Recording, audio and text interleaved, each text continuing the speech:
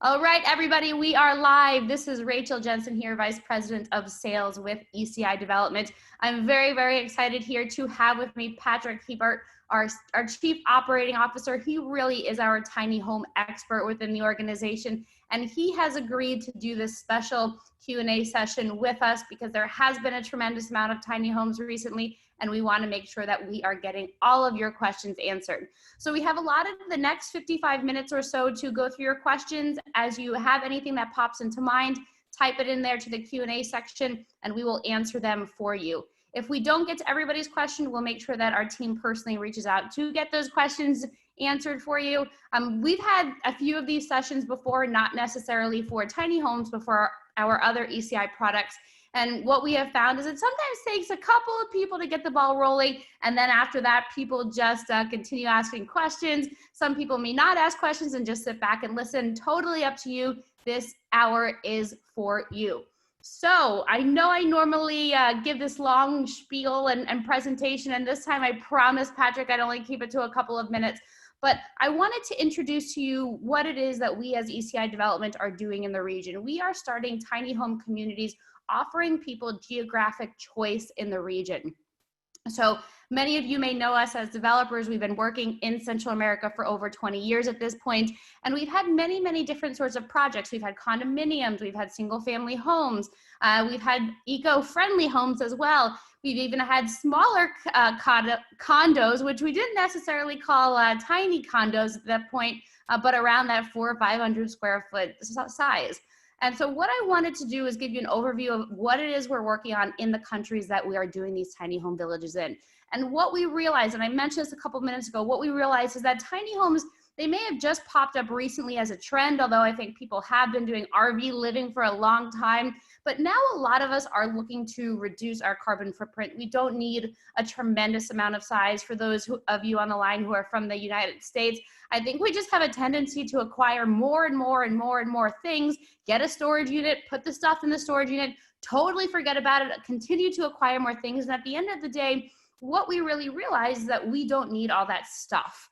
Living simply is what many of us dream of doing. That gives you the ability to travel, go where you want to be, and not necessarily have all this stuff that's pulling you down.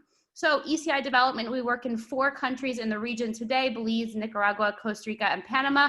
And at this point, we have 3 tiny home communities that we are going to be talking about. And then, of course, you can ask your specific questions during this Q&A session. So again, I'm going to just breeze through these. We do have more specific and longer presentations and info about all of these homes. So if you wanted more information, just send us an email at any point. We'll get those details to you. And then from there, we can have further conversations, but this is just an overview. So in Belize, we have a tiny home village, a test village, tiny, eco-friendly, smart. These are over-the-water bungalows. There are 3 different floor plans, studios, 1-bedrooms, and loft style. And what's really unique about these homes is that they are over a tidal lake. So we do have that water effect. You do have that glass floor. You're very, very close to San Pedro town, which is on Ambergris Caye. Ambergris Caye is the #1 tourism destination in the entire country. There are a couple of phases. The first phase is sold out at this point. Second phase, we are taking waitlist names for. So if you do have an interest in Belize, perhaps you've been following the country for a while, you like that it's an English-speaking country, you like the Caribbean feel, let us know and we will get you the details there. So we have the studio model starting under $150,000, the Sea Turtle, which is a 1-bedroom model, starting under $150,000. And then we have the Starfish, which is a loft model starting under $170,000. Financing is available up to 80% with these homes, 80%. The next tiny home community we have is at the world-renowned Osortillo Beach. This is within our Grand Pacifica community. Grand Pacifica is a large property, about 2,500 acres on the Pacific coast of Nicaragua, a stunning beachfront. You find incredible surf waves there, boogie boarding waves. It's just a really beautiful beach. And Ava, the Eco Village Osortillo, that we're going to talk about in a moment, was just debuted on Tuesday. If you would like that full presentation, that full webinar, let us know. We'll get that recording over to you. But a little bit more about Ava. It is totally off the grid. There is going to be internet. I do get that question quite a bit. Very, very good internet, by the way. But Ava is really geared towards people who want a single family home, want to be in more of a jungle scape, but have the Pacific beach right there, want to be within close amenities. Grand Pacifica Resort, our property there already has a pool, it has a restaurant, it has surfboards so you can do surfing lessons there. It has a tremendous amount already on site. Ava is totally off the grid, as I just mentioned, very eco-friendly, very eco-conscious. We will give you the details if you want the full webinar on this, but here are just a few of the standard features that you are going to find as you decide to become an owner at Ava. And here at Ava, there are 4 different models available, and there is 50% financing as well. Again, we can get you those details if you would like.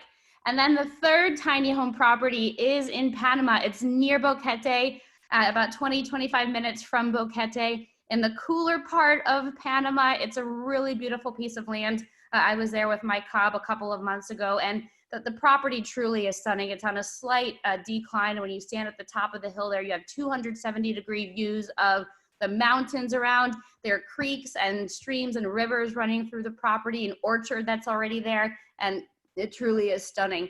And what's really neat about these tiny homes that we haven't launched yet, that we are going to be launching towards the end of this year, is that these tiny homes will be integrated with teak features. Many of you, I think, know that we have teak farms throughout Panama, and we are going to be utilizing that teak, processing it to lumber, and then using it into homes as beams and flooring, and really just having it be a neat jungle scape there within this property. This property is known as Freedom Village. If you would like more information on it to get on the first look list, just email us there, info@ecidevelopment.com, and we will get that information over to you. So that's the end of my formal presentation here. What we're going to do now is introduce Patrick Hiebert. Patrick, for those who don't know you, why don't you give an introduction and how it is that you first got introduced to tiny homes and this tiny home concept? Oh, thanks, Rachel. Good to be on the call with you. Excuse me. Yeah, I guess the whole kind of concept of tiny homes and eco-friendly self-sustainability started probably 25 years ago for me.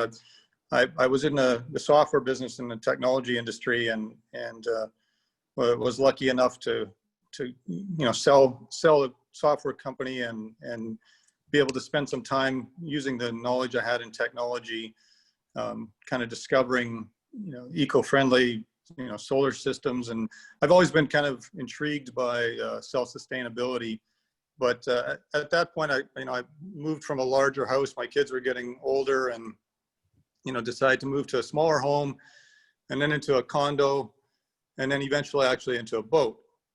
And when you're living in a boat, unless you've got the world's longest extension cord, you need to produce your own power. You need to produce your own water. I was in the ocean, so you're surrounded by salt water, and you learn kind of 2 different sides to the whole sustainability concept. And one is, that to produce your own power and water and those sorts of things, but also to learn conservation and conserve water and conserve power, because the less you have to create, the less you use, the less you have to make.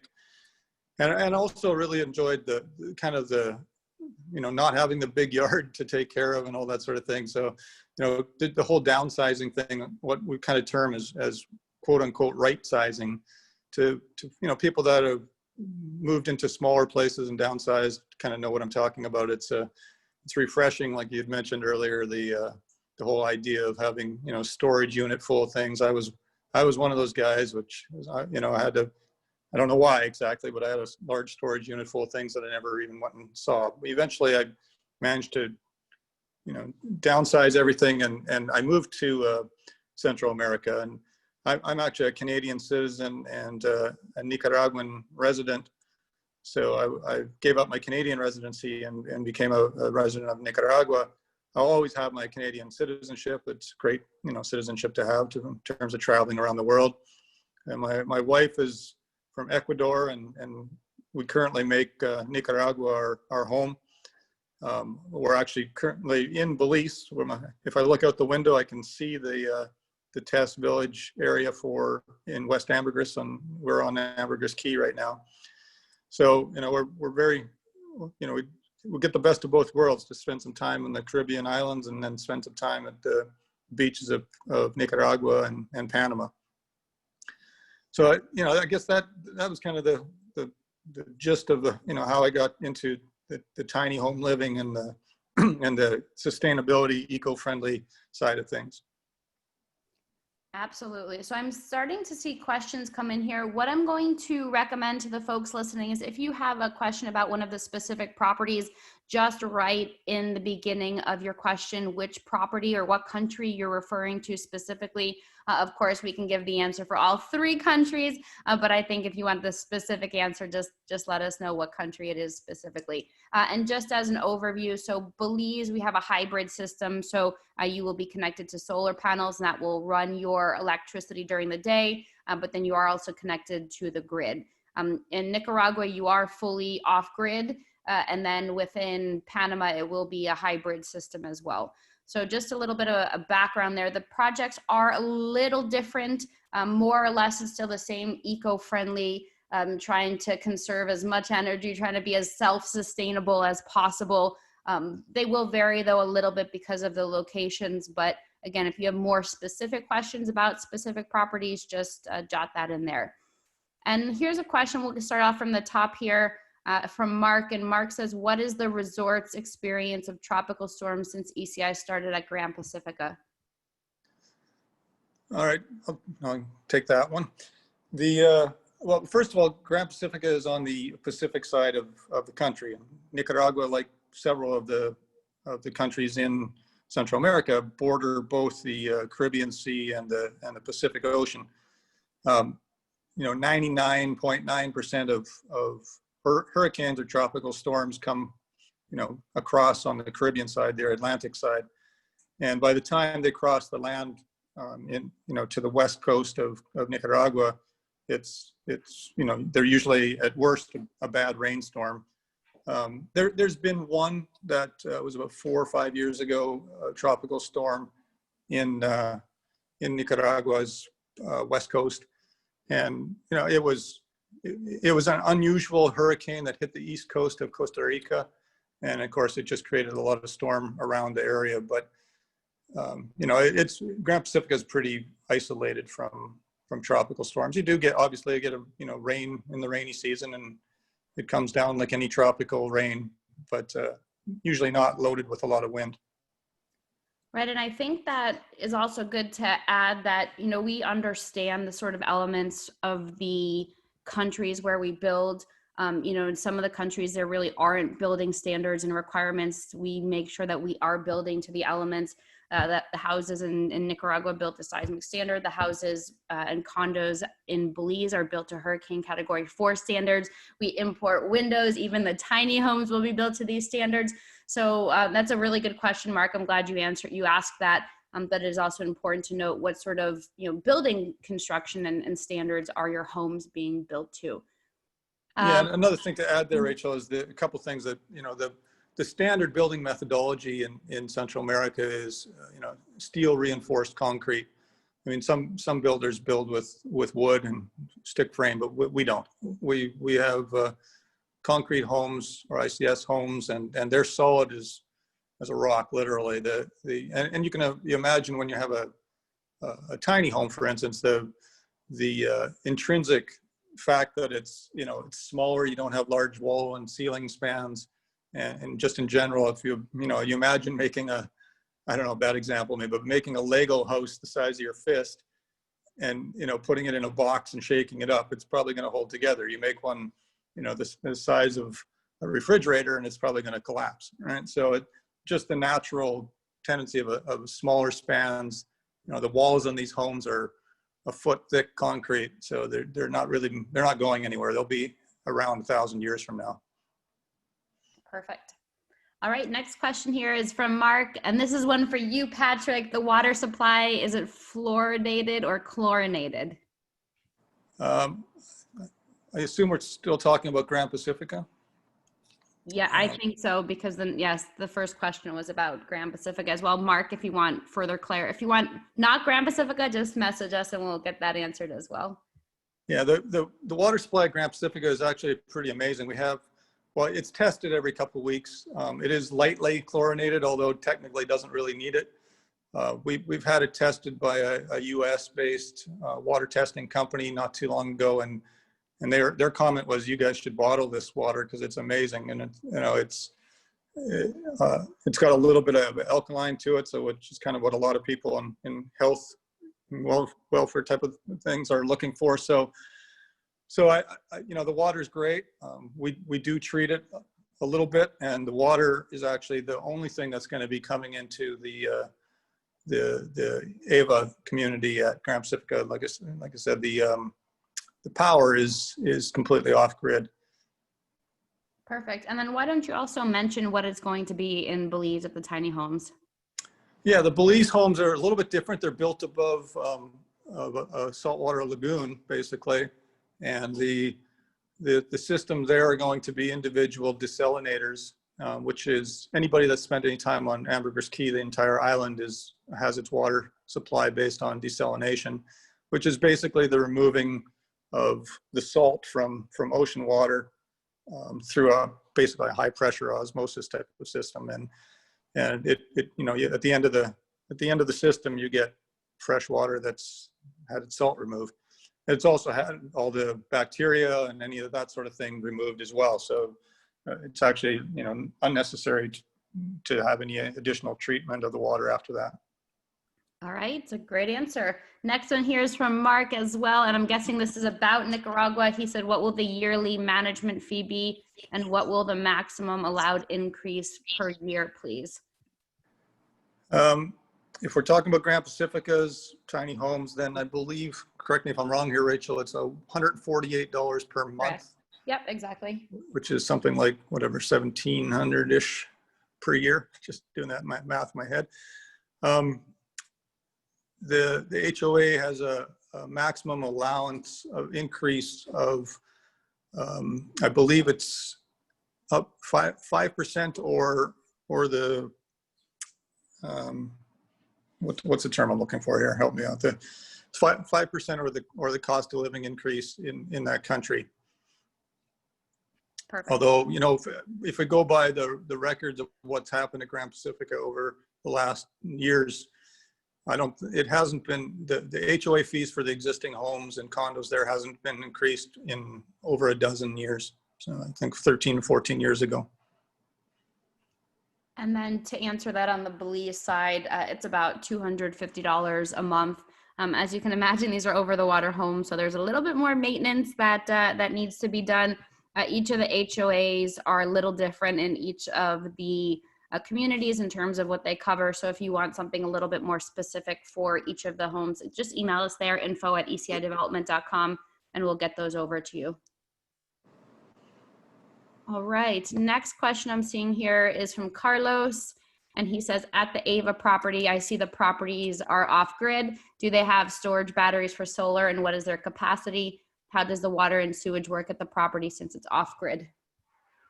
We touched on the water a little bit, but why don't we start at the top? Touch on the water again. The water is brought into the community from the well at Grand Pacifica, and like I said, it's very high quality water, so we want to keep going with that. The sewage is actually, the sewage is stored. So these homes are gray water reuse homes. So they have a separation system, basically dual plumbing of gray water and black water. And the gray water is used to water your gardens and whatever else you want to water with the reuse of the gray water. So that's, the water that comes out of your sink and your bathroom, or, that sort of thing. And only the black water, the toilet water, is what goes into the storage tanks and then is transported to, we have a new state-of-the-art wastewater treatment facility at Grand Pacific. It was just completed this last January or February.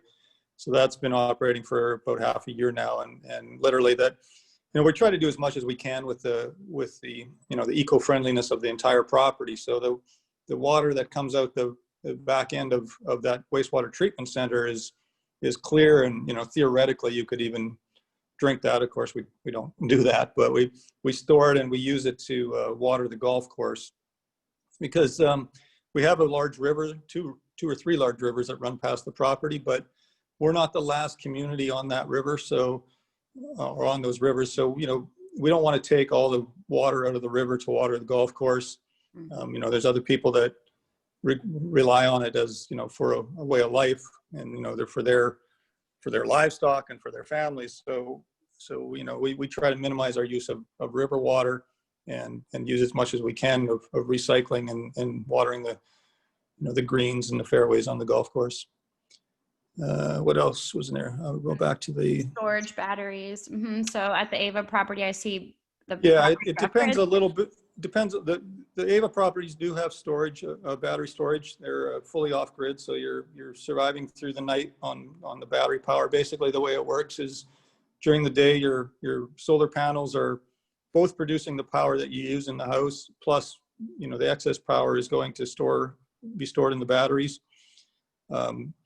Depends on the model, but on average, the size of the house, there's a 2-bedroom Ava home as well. It's got a bit more, but the average is 16 400 amp hour 6 volts, I believe, in this project. So it's a lot of storage. Allows you to run an air conditioner, fridge, and all the other things. Have a party and have the music playing and all that through the night. So. We've done these we have another property or another community at the property called Milagro Verde, which means green miracle, which was kind of my brainchild from a dozen years ago. When I was mentioned that I lived in a boat, I wanted to take those concepts of eco-friendly living and self-sustainability and put that into homes.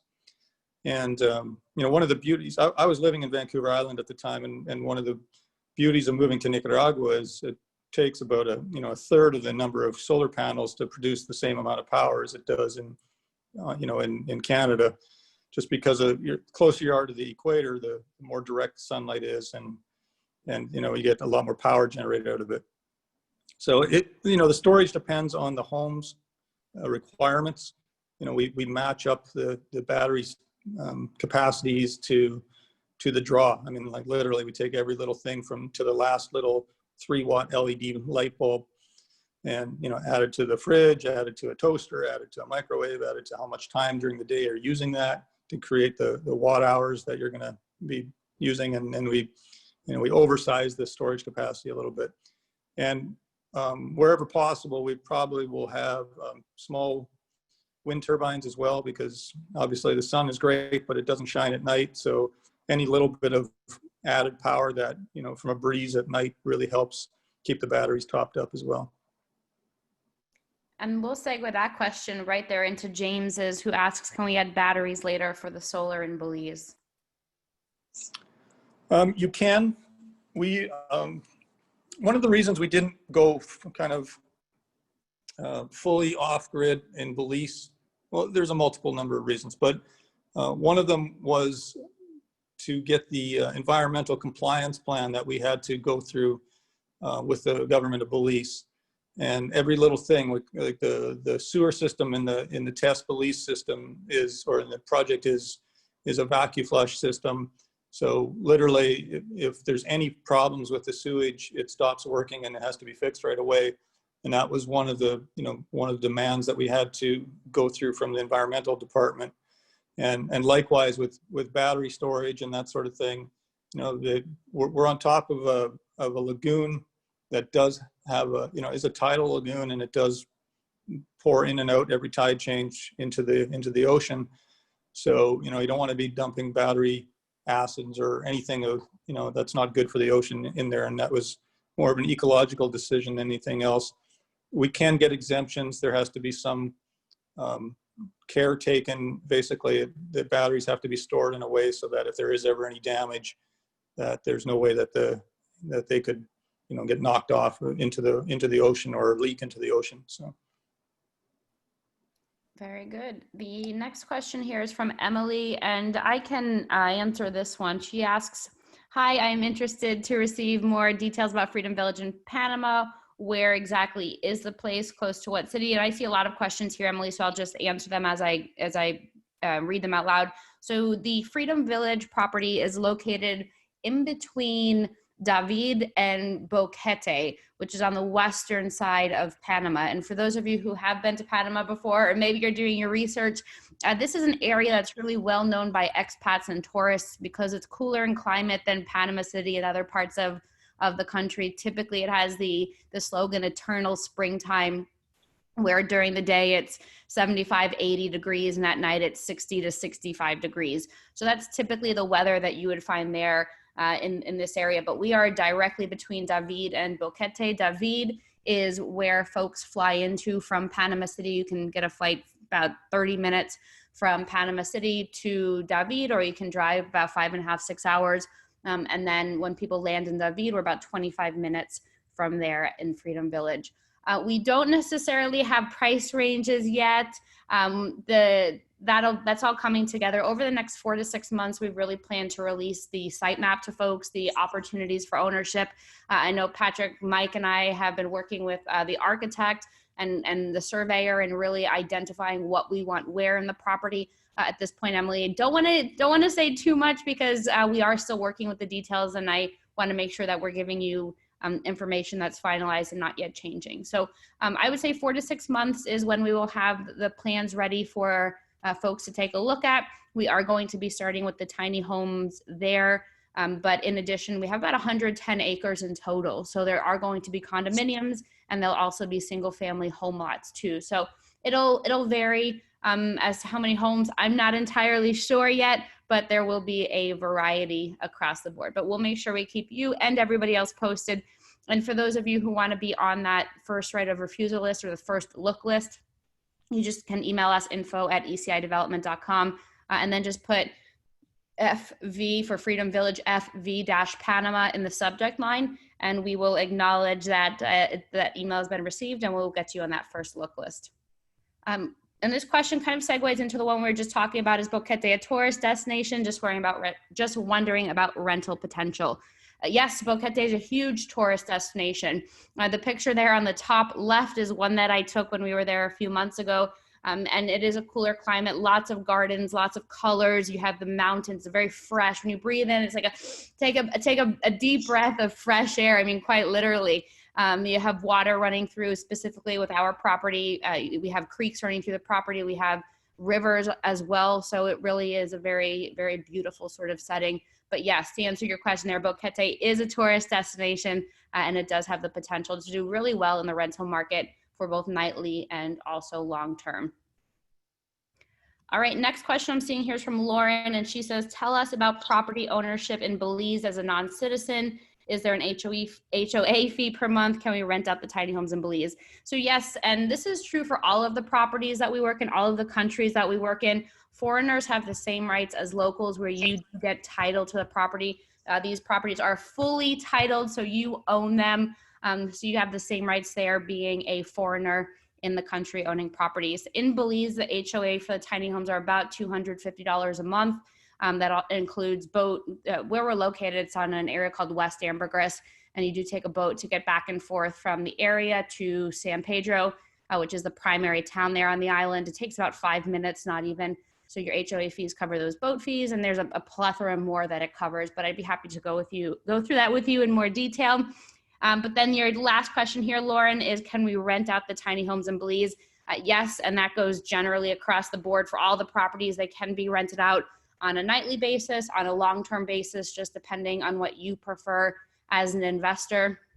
I think all of the homes really have the potential to do quite well. We've targeted sort of different groups there, and I think that we have a really great market of folks who are going to be staying with us. I know specifically at the Ava community, we have some of the best surf breaks there in Nicaragua right outside of our property. I mean, the one where you see with that sunset, that was taken from the property. That's a fellow there. As you can probably might be able to see surfing on the waves. I had it as my background before when I was showing my face, but incredible surf breaks, and it's just a 2-minute walk to the beach. So there in Nicaragua, we see that we're going to have the surfer demographic. I think all of these homes will definitely see a digital nomad population. And now more than ever, I think many people are realizing that they can pick up their laptop, open it up, connect to Wi-Fi, and start working. So as we were really creating these communities, something that we wanted to ensure is that they all had really great Wi-Fi, because what that means is people will be able to come open up their computer, work from anywhere, and maybe they'll spend a few months in each location, or maybe they'll be partial to Belize or Panama or the Ava community at Grand Pacifica. Doesn't really matter where they end up, but we do have obviously options for everybody. But that kind of was a long answer to your questions. Yes, the homes can be rented out. And of course, we can talk to you about your options there, and you're able to come. The nice part too is you're able to come as an owner. There's a lot of flexibility with how often you visit. And if, Lauren, you decide you want to move to Belize full-time and be a full-time owner there at the tiny homes at Test Village, you just let us know that too. And we'll get your home out of the rental market. Hey, Rachel, I'll just add one or two more things there. One of the thing on the rental side too is we're working with a wellness retreat group, and for most of these locations. So that obviously helps a lot with your occupancy and your nightly rates and everything to kind of drive that up and helps with the return on investment as well. Yes. Yeah, and I think that's a really important point to make is we didn't just see that these tiny homes were trending or really becoming parts of people's lifestyle and said, let's duplicate it. When we were sitting down and at the drawing table, we all really wanted to identify who these homes would serve in terms of rentals, what's the demographic. And so when creating Ava, Spencer and Patrick put a lot of thought into why would somebody want to come to Ava? Why would these wellness groups want to come here? And then really built those features. So you will see in each of the tiny homes is that, yes, we understand the space is small. It's a tiny home. But what we incorporated is these third spaces is for people to get together with groups. Like if this wellness group wants to get together and do yoga, they can go do yoga on the beach, or they can meet underneath the palapa and have breakfast by the pool. But integrating these sort of third spaces was really crucial as we were creating the designs of these homes. And ambergris, obviously it's over water, but we're still able to incorporate third spaces, including large palapas. A lot of all the homes have rooftops as well, where people can enjoy the sunrise or the sunset from there. So it is something I think that really was identified as we were putting these communities together. And most definitely, like you mentioned, the third spaces. I mean, a lot of this tiny home discussion really started a few years ago when I was first living at Grand Pacifica, and we were building 5,000 square foot homes. Mm-hmm. And when you have the climate that you have year round in these locations, you realize that 90% of the day you're sitting either around a pool or you're on your deck looking out at the ocean or whatever it is that you'd like to do, but you're really spending a lot of your time not indoors and or at very least not in very many places indoors, right? So we started to realize that I've got all this space, all these rooms I've got to take care of. I never go in them, and that we started to kind of use that as part of the incentive for making efficient homes. That they have the kitchen, they have the location where watching your TV. Some times we have TVs outside where people rather sit out in the evening on their deck and watch TV from there. But in general, they're just efficiently made spaces that you really don't, once you're living in them, you don't really think of, well, I don't have much space in this house, because really you're sleeping in it. And then the rest of the time you're enjoying the climate and the area, the ocean, the river, whether you want to go kayaking or whatever. And you'd mentioned digital nomads. And sometimes I think some of these terms we throw around a lot because we're in the business and we know what they mean. But for anybody that doesn't kind of know what a digital nomad is, in recent years, it's become easier and easier with internet being available just about everywhere, and lots of people finding out that they can work from home. In fact, certainly during these times where people are in quarantine, a lot more people discovered that they can work from home. And so now they're looking for why do I want to, stay in my house in Idaho or whatever, if I can, spend some time there maybe, but some time elsewhere. So what we see is people, either renting or buying homes, but in the case of digital nomads, it's typically they'll rent for 3 to 6 months. And for example, one of the reasons why we're making multiple communities like that, like we are here with the tiny homes, is someone might choose, 3 months in Belize, 3 months in Nicaragua, 3 months in Panama. Maybe they're going to Japan for 3 months or whatever, and that's how they want to break up the year. And then maybe they'll do something different next year. But what we've done is really tailored these communities to the digital nomads as well. I mean, obviously there's the wellness groups, there's the surfers, there's the divers in Belize, there's different groups that like to go to these places, but the digital nomads are a big market for people that are renting out their homes. And it's nice to have a guest there for 3 months. You know what you're gonna have 100% occupancy for those 3 to 6 months, and then the next one moves in, and that's becoming a really popular thing. And these are people that are they're not retired, they're still working, they're just working from wherever they are in the world, because what they do is capable of being done on the internet. Exactly. And I know that we went a little farther in your question about rentals, but I think that it really is important, especially as you are looking at the sort of flexibility and options that you have when you come in as an owner, because it's good to know, can I rent it? If I can, how long? Maybe you want to live there full time, but you do have that sort of flexibility.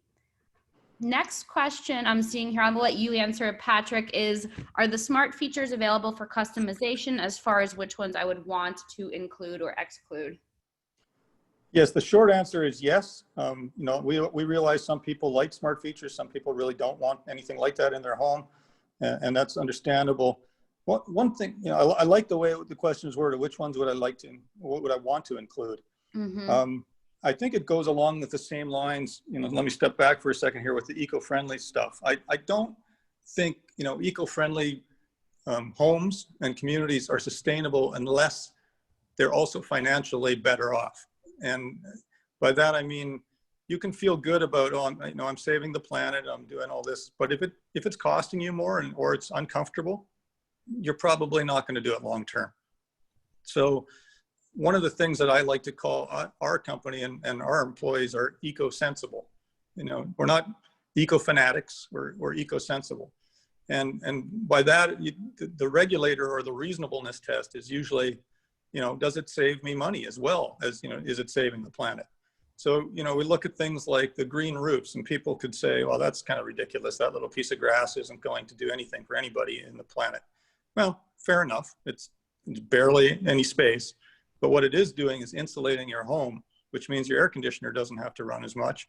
It saves your batteries longer and all sorts of things. So, there's a reason that we put in the features on the eco side, and there's a reason that we put features on the smart side.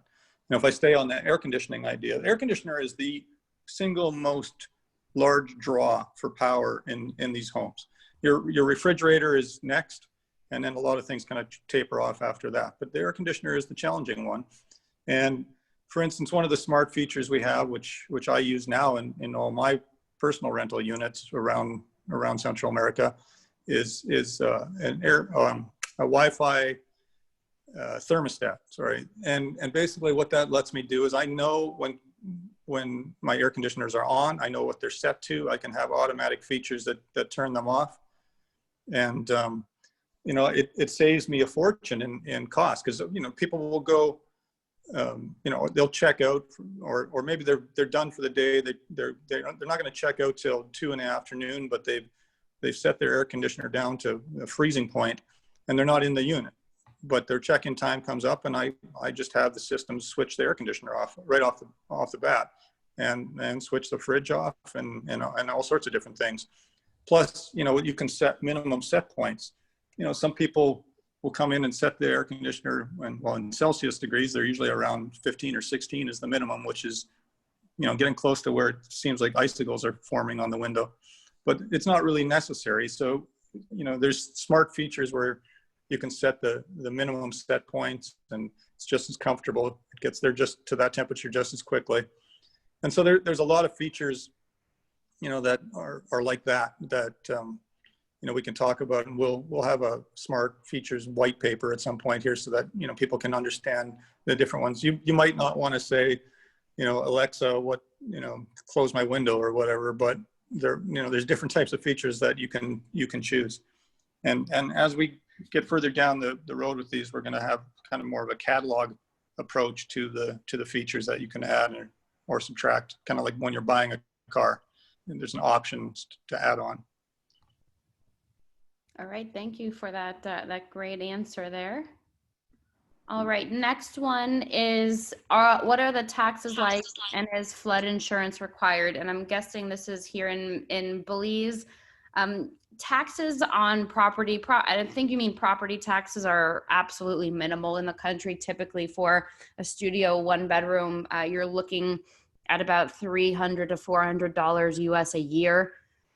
Flood insurance, I mean, it's not necessarily required. We give you a couple of options of companies that you can reach out to, not necessarily required, but if you want it, then of course you are able to purchase the flood insurance there. So great question. Yep, in Belize. Thank you for that clarification.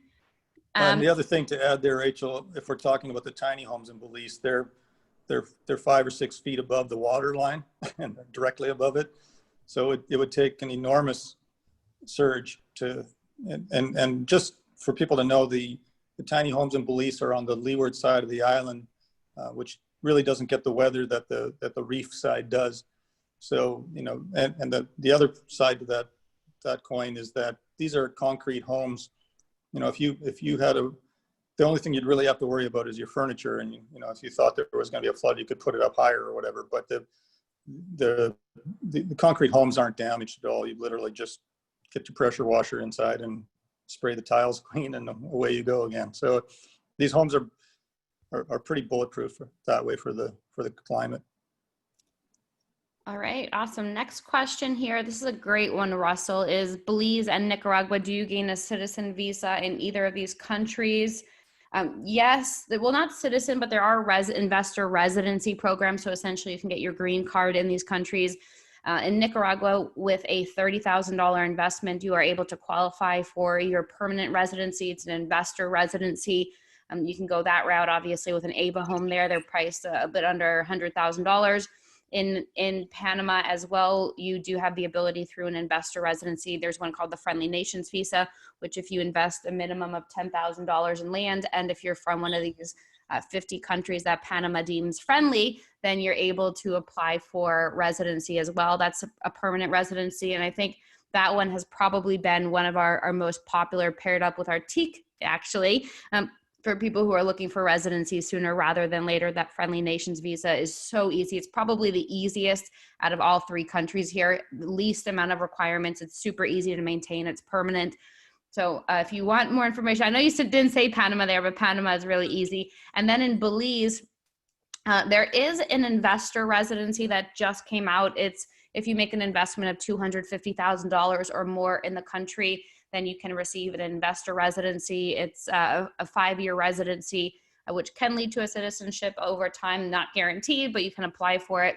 So you do have that sort of flexibility in all of these countries. Our property consultants are very familiar with these residencies and citizen options to citizenships, should you choose. But do note that there is a difference between residency and citizenship. Residency essentially is a green card. It allows you to be in that country full time for as long as you want to be there. You're not there as a tourist, and that holds a lot of weight. I mean, especially in times like this, where if you want to be in another country, if you want to, like, let's say, live in Belize, during all of this that's going on, well, you have the right to be there because you are a Belizean resident. Citizenship is when you essentially get a passport to that country. That's a lot more difficult in most of the world, unless you're paying a pretty hefty price. But we are, of course, open to talking to you about your options depending on what you wanted to accomplish. And then we did talk about the ability to rent the property, Russell, and then you said, what are the rules and regulations? You know, a lot of it just depends on which community you're in. We can certainly talk about it with you a little bit more specifically depending, but there are no, and I saw a question that kind of alluded to this, but there are no, there's no time restraints as to how long you can spend at your home if it is in the rental program. If you want to come down for a couple of months, come down for a couple of months, just give us notice. If you want to come down for a week here, a week there, just give us notice and we'll block out that room for you. If it is already reserved, we'll do our best to get that person in a comparable room and make it work out for everybody. But it is your home, so you do have the right to come and go as you please there. All right, next one I'm seeing is from Bernd, and he says, I noticed the first phase at Grand Pacifica, this is for Ava specifically, is already almost sold. Once this will be finished, when will the second phase start? And I think I saw a message from one of our sales agents today that she had a reservation for 14 and 15. So it may be sold at this point, but second phase, we are ready to launch, in the next couple of days here. So we'll get ready on the pre-construction sales there. Burned. If you notice any homes in numbers 16 through 30, that second phase, let us know. I think by now, I know at this point, number 21 is already spoken for, but just let us know and we'll be happy to help you through that as well. Anything else you wanted to add there, Patrick, with second phase and Ava? No, it's just been pretty amazing. I think, it's been less than 2 weeks, I believe, since we've kind of started even talking, almost a soft launch of Ava. And amazingly in this conversation, we haven't come up with the term Plan B, but what we're seeing is a ton of interest from people, the US, Canada, Europe, looking for an option to being in those countries right now, and seeing Nicaragua especially, and the other Central American countries as well as a really viable option. The cost of living is much less, the climate is nicer, and all the great things about these countries. And so, it's just it's in some ways it's surprising at how fast these homes are being spoken for, but in other ways, I guess it's understandable. People are really looking for something like this. Exactly. So I see one here from Elaine. She says, I thought it started at 2 p.m. Pacific. What did I miss? Elaine, we're recording this, so we'll make sure that we get you a copy of the recording. We just in the beginning, the first 10, 15 minutes, we really just covered the 3 different opportunities. And then we delved right into the questions that folks were asking. Next question here is from Jim. He says, how does purchase then rent out work? So pretty straightforward, Jim. If you decide that you want to rent out your home, then you let us know. You're able to enter a rental agreement with us.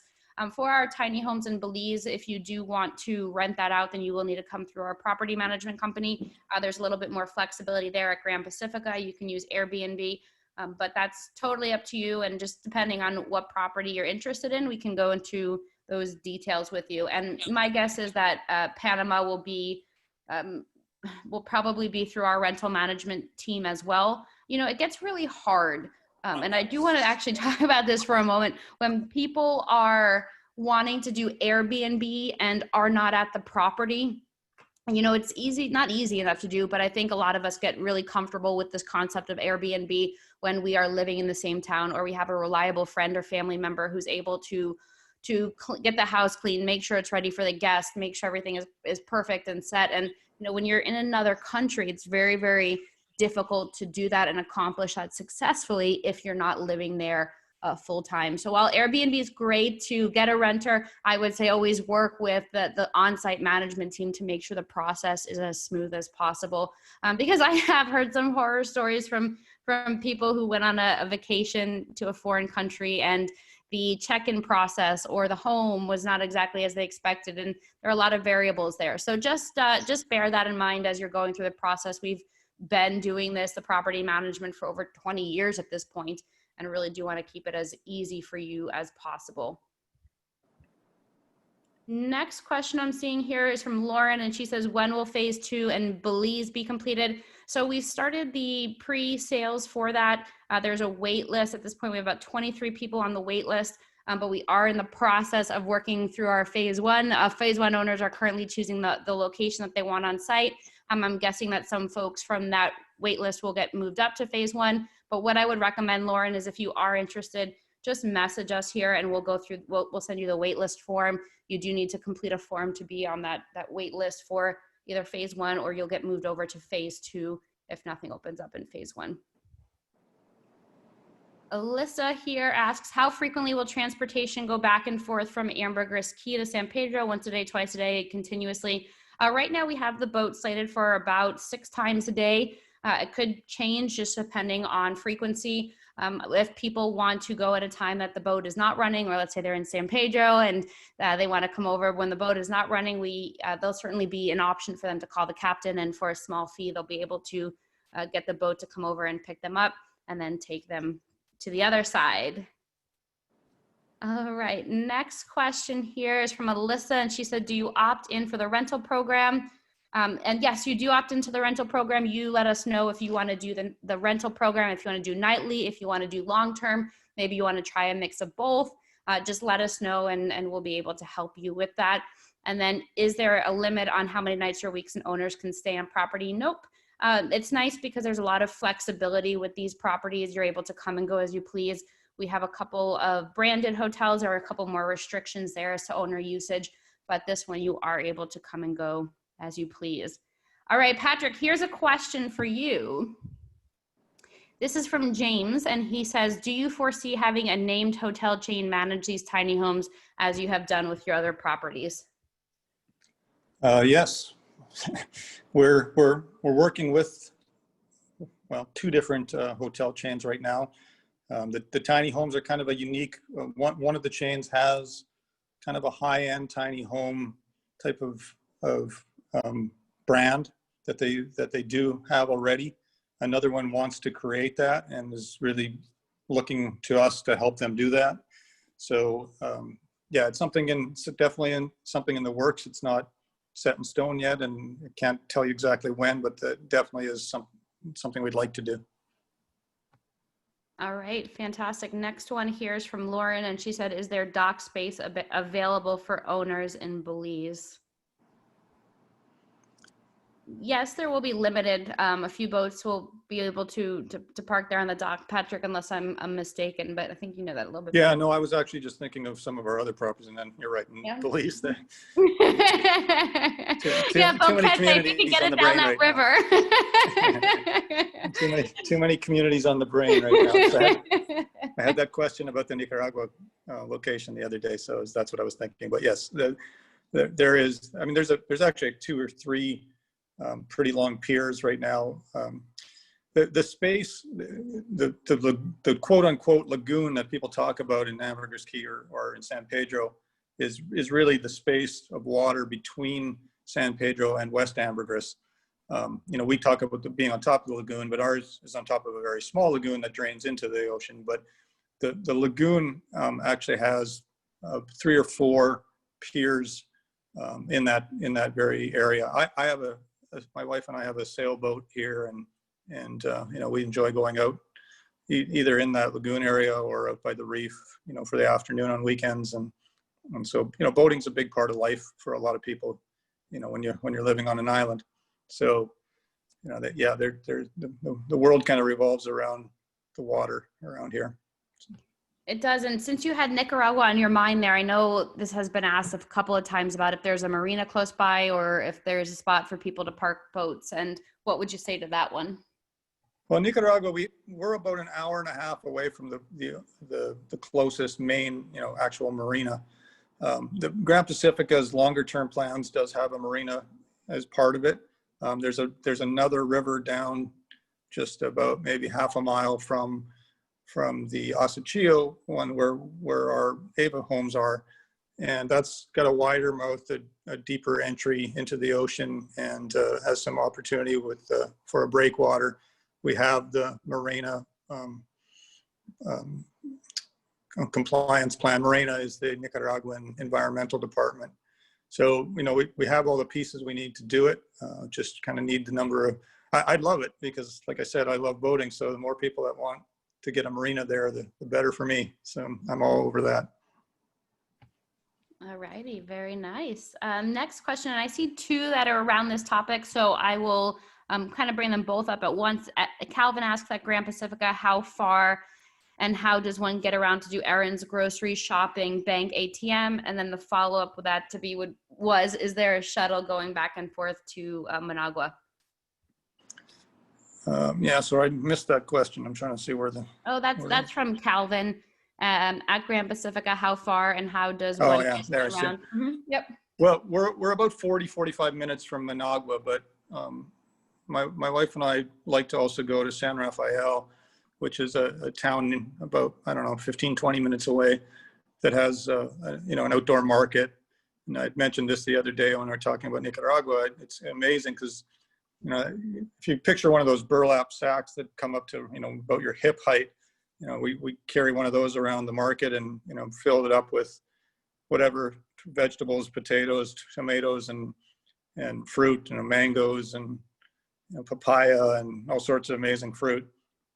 And you know, we got to the front and to pay for it. And I was, even though I've been living in Nicaragua a long time, I was still quite surprised at sometimes how cheap things are after you've traveled around to different places and come back home. And it was $2.80 for a Wow. huge sack full of fruits and vegetables, and would last us for several weeks. So, you get an idea of the cost there. We actually, as far as a ATM, we have a banking ATM right on the property. It works fine for North American bank cards and credit cards. If you want to go to more of a North American style grocery shopping, like the typical, they have two main chains. One's called La Union and one's La Colonia. There's actually a Walmart in Managua as well. But, for that kind of, and it's called a Price Mart, which is a lot like a Costco. It's actually owned by Costco, I think. But so you have all those options, normal options as well, 40, 45 minutes away for doing major shopping events. And so that is, I'm just going to ask Betsy's question here, because I think that they really go well together. And she said, do I need to have a car at Ava to live in Nicaragua, or is there a shuttle to Managua? Oh yeah, generally we've had shuttles in the past. Obviously right now tourism's way down because of the virus thing, and so we haven't really had the shuttle going. But I mean, that's the other thing too, whether you go in the shuttle or whether you just have a driver come and pick you up. It's so inexpensive, that it's cheaper than a cab ride. Probably 15 blocks in North America to take a cab to Managua. So there's options, but we actually did the shuttle. We had a bigger 16 passenger van that was more for the camaraderie, I think, than for the actual cost savings, because it really doesn't cost that much. And other people are going all the time back and forth, and including myself. When we're there, we'll go, my wife and I will go to a movie or out for dinner or whatever. And so, it's a community. So people say, oh, I forgot to pick this up when I went shopping. Can you grab me, one of those? And then, so it's nice to have that as well. Yes, absolutely. And I just saw something here from Alyssa, and thank you, Alyssa, for pointing this out. She said she's just getting a little confused with the cross talking about all of them. So Patrick, let's just make sure for the next couple of minutes here, we're very clear about which project or which country we're talking about. But she also asks, and I think this is a really great question, is there shared ownership among each of the properties? Can you stay at all of them? Yeah, I'm not exactly sure about shared ownership. I know we have some people, or what that question exactly is referring to. We have some people that are, like I mentioned earlier, that are interested in buying a tiny home at each one of the communities and then just splitting up their year and staying at them.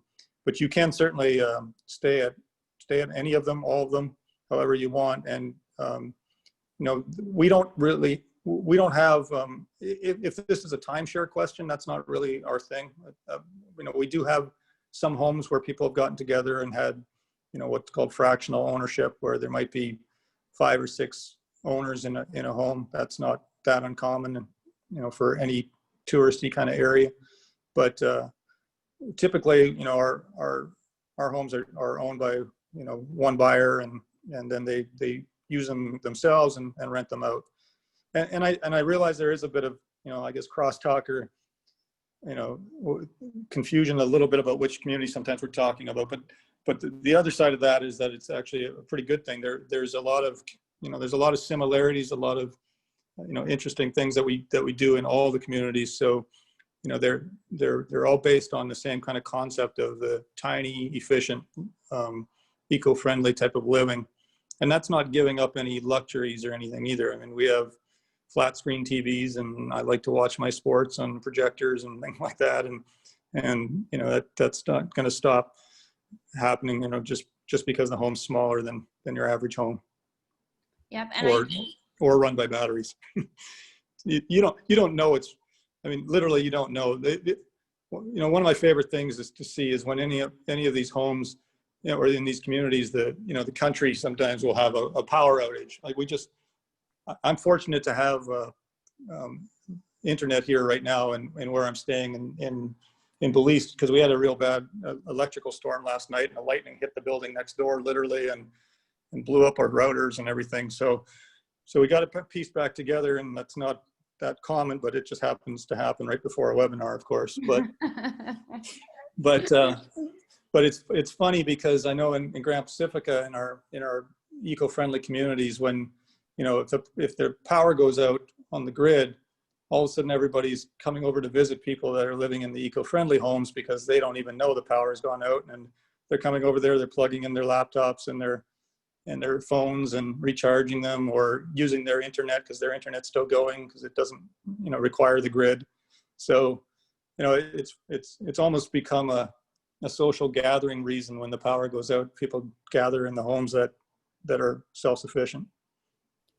Fantastic. And then I also just want to point out that we have done a specific webinar for Ava, the tiny home community there. That was on Tuesday. We can certainly send you those recordings if you want the more specific one. In Nicaragua. Panama is not yet ready for us to have a big, long discussion about, but we can certainly add you to that first look list.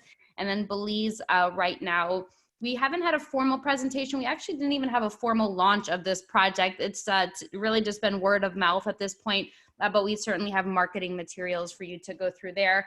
And like with Panama, we haven't done a formal presentation just because it's been doing so well without one, but we can certainly get those sort of details to you. I'm going to have a couple more questions here. And then what I would like to do, if we don't get all the questions answered, is we'll have your property consultant reach out. Lauren asks here, is in Belize, do the units come furnished? And this is true for all of the properties.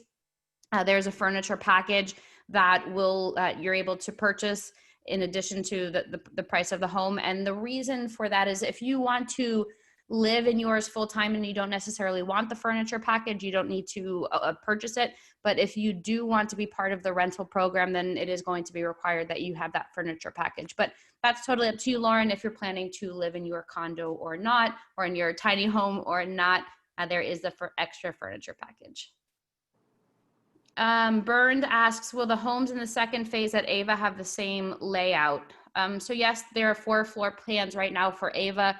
Those floor plans will stay the same unless we see anything that needs to change. But at this point, we've spent a lot of time and going back and forth and making sure they're as efficient as possible. But Bernd, what I would recommend is at least picking a lot number. And then over the next couple of months, you can pick your specific home, your specific model, if you're still trying to figure out which one is right for you. Now, I think what we'll do is end on this question. This is an awesome one from our good friend James in Colorado. And he says, does ECI have plans for tiny homes beyond Belize, Grand Pacifica, and Boquete? Yes, absolutely. We were very close to starting, and we're got put on hold a little bit, but we're still in the works on a community in the wine country in Argentina, and we're looking at Ecuador in the highlands there. There's some beautiful places in South America and Costa Rica and Central America as well. So yes, these tiny home communities are really popular, and we're just kind of picking out the best spots for where they can be. All right, fantastic. So with that, we will say goodnight to everybody. We have the recording going, so you will get a copy of this afterward. Feel free to reach out to your property consultant or reach out to us generally, info@ecidevelopment.com. If you'd like more information, we're happy to get that your way. Thank you everybody so much for joining us for this tiny home webinar. Again, if you want the specifics about a specific community, just send us a note and we'll be happy to get those to you. Thank you everybody so much for joining. Patrick, thank you so much for your insight and your awesome answers there. And we look forward to having the chance to connect with everybody in person at some point in the near future. Have a great night, great day, great morning, whatever time of day it is for you. Bye-bye.